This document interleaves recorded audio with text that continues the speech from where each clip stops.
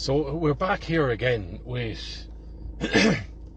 people still following and being directed in the direction that the media, the government, all the NGOs, all the newspapers, all that stuff, in the direction that they want to put you in. So COVID wasn't enough for people. Learned nothing from it. The Ukraine nonsense, people learned nothing from it. All the rest of the stuff, people have learned absolutely nothing from it. As soon as the conversation comes up that maybe English people and Irish people, whatever label you want to put on them, so maybe human beings who had a difficult history together and still currently probably have a difficult history together or a difficult relationship with each other, they might actually have something to fight towards and against together. So as soon as that conversation comes up, people get whipped straight into the direction that the media wants to put them in again. Who's that serving?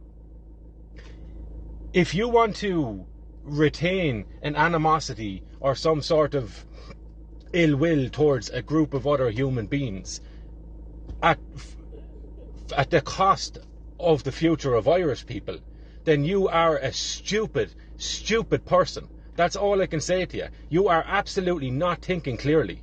You haven't overcome whatever it is that you need to overcome, and you are going to plunge Irish people into another civil war, the same way it was concocted over 100 years ago by the English, by the Vatican, and by another Eamon de Valera. We are on the verge of being plunged right back into where we were over 100 years ago. And look what came from that. A century of absolute banality, of soullessness, and of children being raped en masse. That's what we had, where we forsake our daughters and we threw them into these rotten places because other people might say something about them. That's where we're heading again, because morons, and I will say morons because it's the thinking of morons, if you're willing to forsake your children's future for the sake of just wagging a finger at other human beings that live on this island as well. Lads, put it aside. Priorities. And look who's channeling this stuff. The very same people who you were talking about being corrupt, being traitors, being evil last week. And now they're telling you, look, get up and get rowdy with the English and all that. And you're buying it. You're buying it again. I'm sick of living on this island with people who don't think.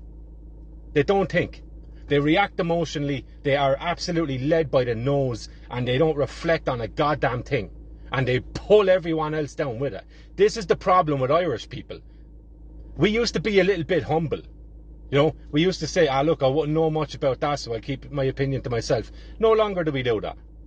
So we are destined to repeat the 1920s all over again. Because people can't put their emotions aside, however legitimate they are. I'm not denying that. They can't put it aside for the sake of a greater good, which is the preservation of Irish people. It's as simple as that. So we're probably going to start butchering each other again because the media told us that.